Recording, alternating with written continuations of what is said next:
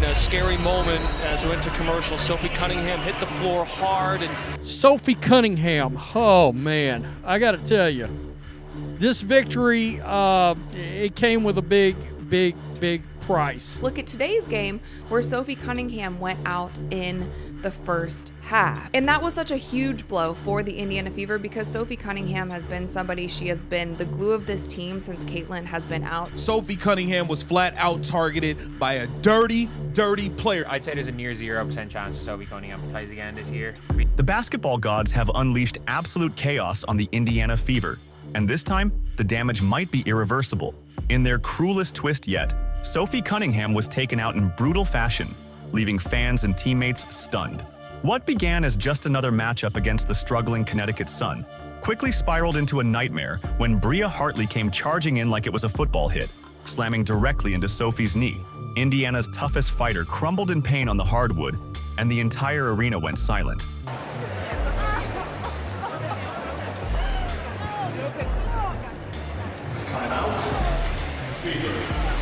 I couldn't believe it. I didn't know what it was at first when I saw her went down. So let's break down the play where Sophie got hurt. So as you can see here, Bria Hartley is going baseline. Kelsey Mitchell is guarding her, and then Sophie comes over to help. And then Bria Hartley falls on her leg, and Sophie immediately grabs like her shin area. They went at Sophie Cunningham early, and considering this is Bria Hartley, I'm not ruling out that she jumped through her knee. Considering who it is, I'm not. Like, Bria Hartley has been ejected multiple times. She's yanked Angel by the hair. This is the Connecticut Sun. This is a team that have jumped through players' knees before. Bria Hartley has had dirty plays all season. You got to know who we're talking about. Bria Hartley is the same girl that pulled Angel Reese out of there by her ponytail just last game, I think 2 days ago. She pulls Becca Allen by her head to the floor, and Ariel Atkins goes over there to protect her teammate.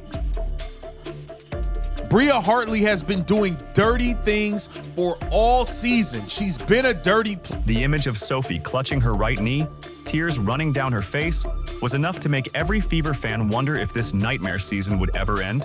Injury after injury, setback after setback. It felt like the team was cursed. But then came a twist no one could have scripted. What unfolded next broke every rule of logic, defied all odds, and rewrote the history books. Against all reason, the Indiana Fever mounted the biggest comeback in franchise history, and they did it without their defensive anchor, relying only on grit, heart, and sheer determination. Hit that like button and flood the comments with "Comeback Queens," because what you're about to see is pure sports magic.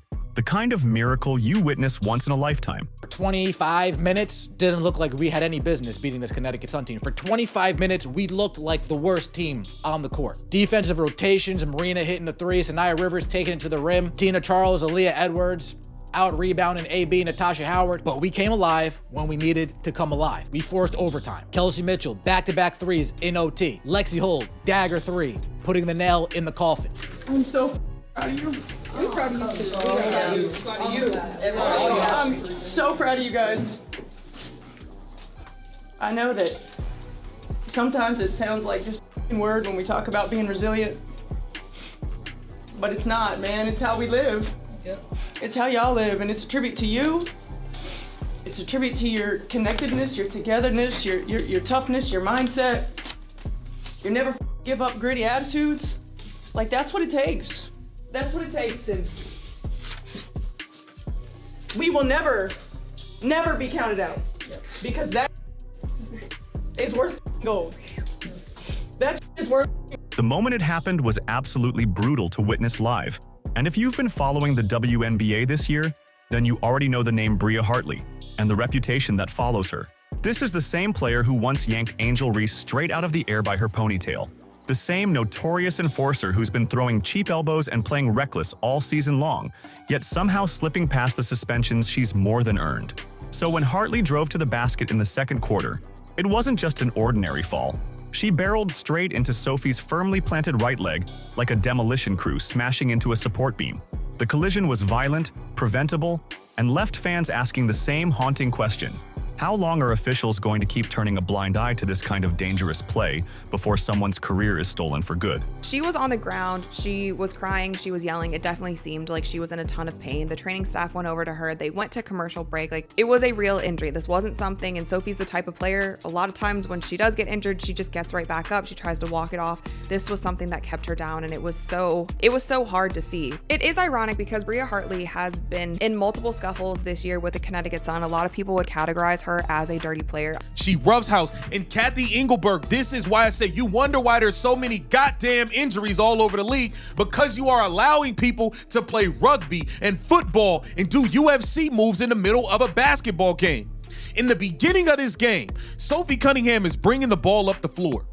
She gets mugged, hit upside the head, knocked to the floor while dribbling the ball up the floor 75 feet away from the rim. Do you think the refs called anything? Both Sophie's sister, I believe, and her mother both tweeted about this play. Now, Lindsay, her sister, said, WNBA, maybe you should focus less on fining players for commenting on your poor officiating and more about hiring officials that are able to call a consistent game and protect your athletes. Pathetic. Praying for you, Sophie. And then Paula, who I think is her mom, that's what the internet is saying, she said, Hartley is a disgruntled player, having trouble everywhere she goes. She's plain mean and plays out of. You didn't need slow motion replays to understand the gravity of the moment.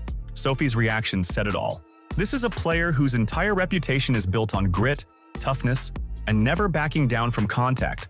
So when she immediately clutched her knee, limped on one leg, and then collapsed to the hardwood in sheer pain, it was the kind of sight that instantly makes your stomach sink. You knew something serious had just happened. The image of trainers and teammates helping her off the floor, barely able to put weight on that leg, should have been the final blow for Indiana, especially with their roster already hanging by a thread. But what makes this whole situation downright infuriating is that it never had to happen in the first place. This injury was preventable. It only occurred because the WNBA has repeatedly failed to hold players like Bria Hartley accountable. All game long, officials ignored blatant cheap shots and reckless physicality. In the opening quarter alone, Hartley and her teammates were allowed to shove Sophie to the ground, 75 feet from the basket, with no whistle blown. When referees create an environment where rugby-level collisions and MMA-style tactics go unchecked, it's only a matter of time before someone pays the price. And today, that price was Sophie's health. Connecticut Sun, by the way, if you guys have seen, they have done a lot of reckless things in this game that haven't led to fouls. I don't think this is, I hope this isn't reckless. I can't rule out it being reckless. I hope it's not reckless.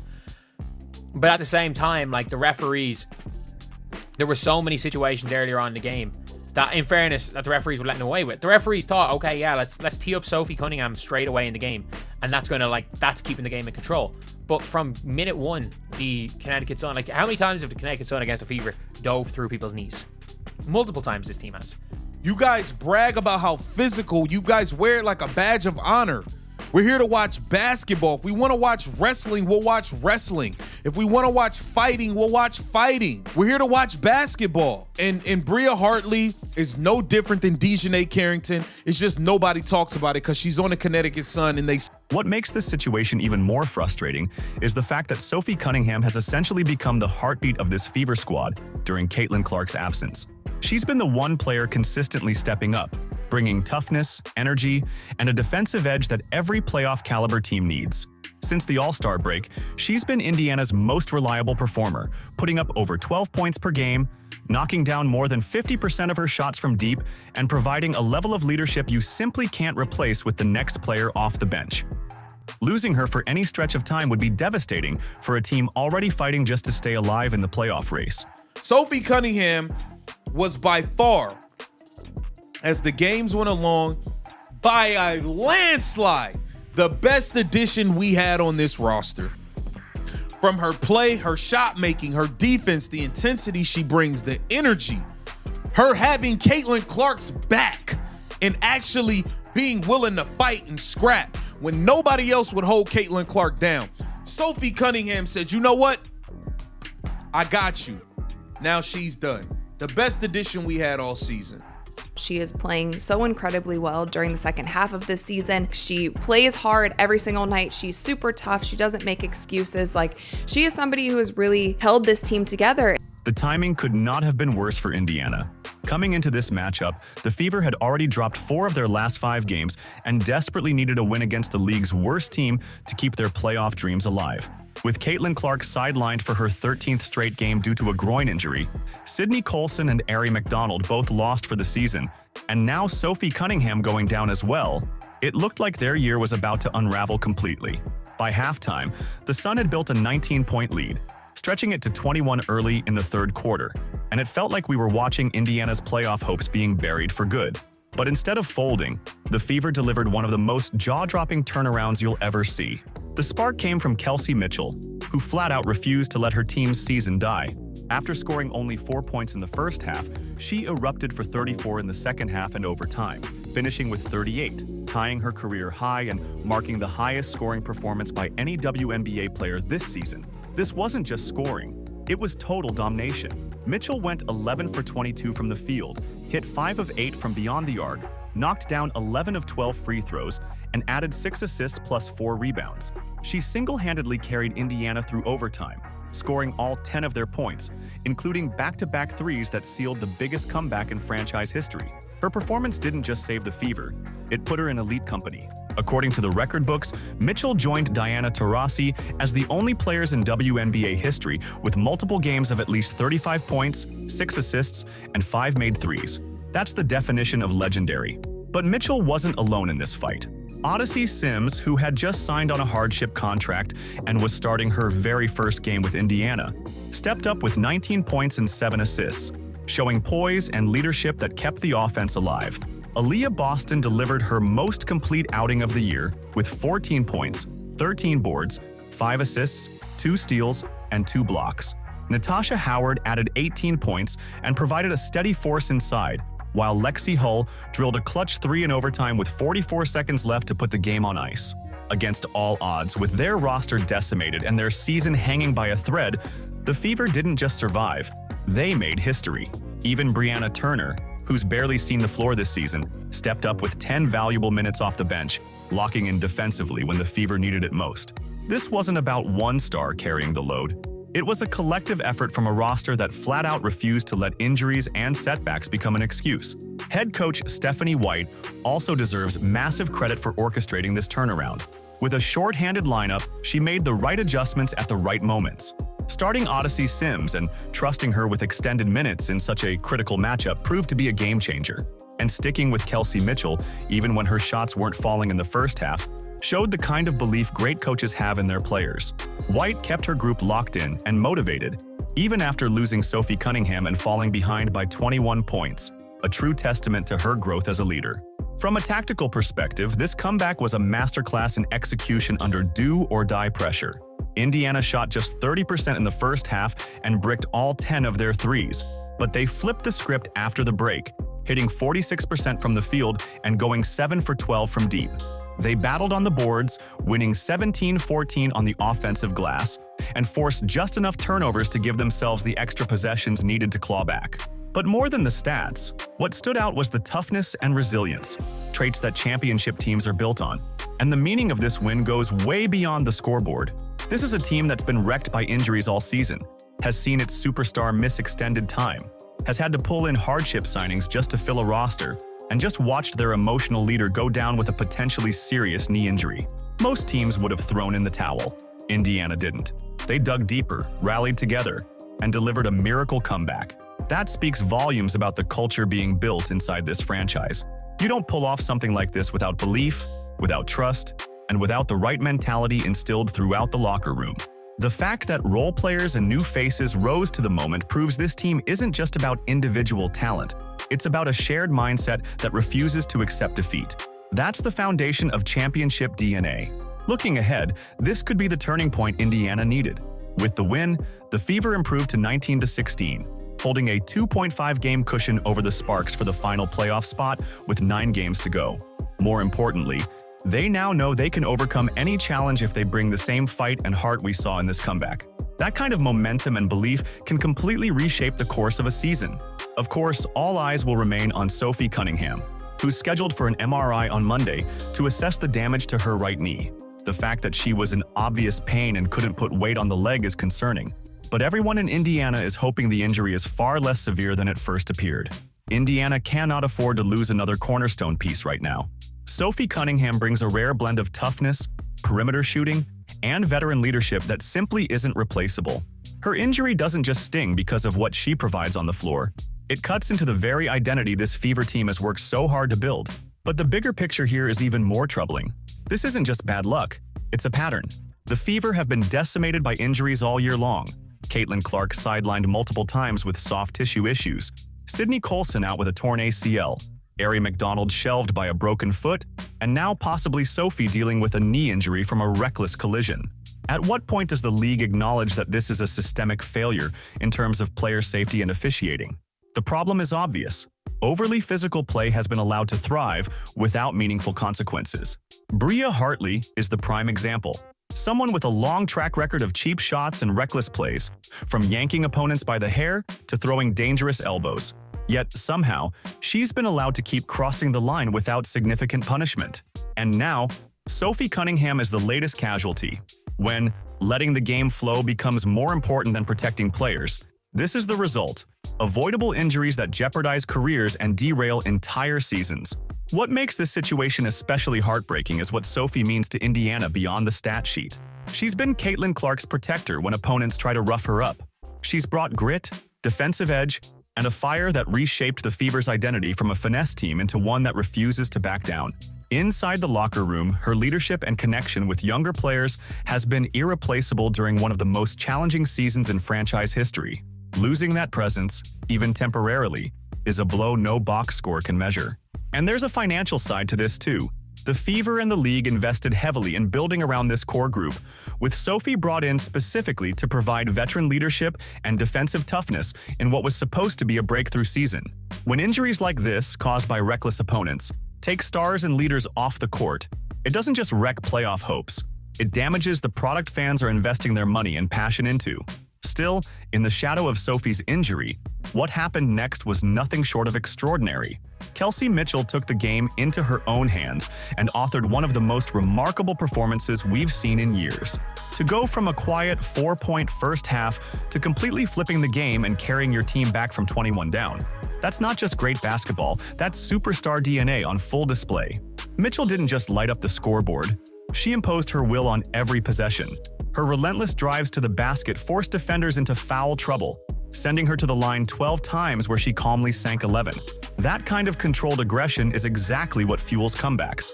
She read the moment, adjusted her approach, and executed with the poise of a player who simply refused to let her team lose. The shooting clinic Kelsey Mitchell put on during that comeback was nothing short of breathtaking. After clanking all 3 of her 3-point tries in the first half, she turned around and buried 5 straight from deep in the second half and overtime. And these weren't wide-open looks. Most of them came with defenders draped all over her, in high-stakes possessions where every basket mattered. That kind of confidence and execution under pressure is what truly defines an elite player. Mitchell's eruption also underscored just how much the Fever have been missing Caitlin Clark's scoring punch and playmaking during her absence. As brilliant as Mitchell has been all year, no player can be expected to shoulder that level of offensive burden every single night. Yet the fact she's averaging over 20 points per game with Clark sidelined speaks volumes about how her role has grown and how well she's embraced the challenge. Of course, Indiana's rally wasn't just about one star. The supporting cast rose to the moment in a big way. Odyssey Sims, despite being brand new to the system, looked like she'd been running the Fever offense for years. Her poise, smart decision-making, and fearless drives to the basket through contact kept Indiana afloat during critical stretches. Aaliyah Boston delivered arguably her most complete performance of the season, dominating the glass with 13 rebounds, dishing 5 assists out of the post, and anchoring the defense with 2 steals and 2 blocks. She influenced the game in every possible category. And then there was Lexi Hull's clutch triple in overtime, a dagger that will live on in highlight reels. The pressure of that moment, with the season hanging in the balance, would break most players. Hull not only delivered, but did so with calm assurance, signaling she's ready for even bigger moments down the road. Head coach Stephanie White also deserves her share of credit. Her timeout management was sharp, slowing Connecticut's momentum at just the right times without disrupting Indiana's rhythm. Her substitution patterns kept the energy high while maintaining chemistry on the floor. And most importantly, she showed trust, allowing Mitchell to keep shooting through early struggles. That faith paid off in historic fashion, culminating in one of the most iconic individual performances in Fever history. But beyond the box score, this game carried a larger meaning. It wasn't just a regular season win, it was proof of character, resilience, and belief.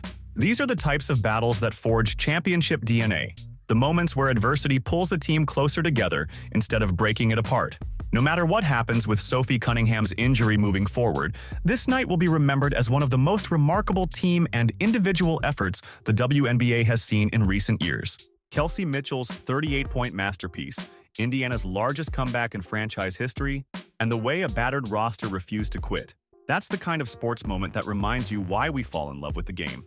Sometimes the most unforgettable victories don't come from perfect circumstances, but from sheer grit, determination, and the will to defy impossible odds.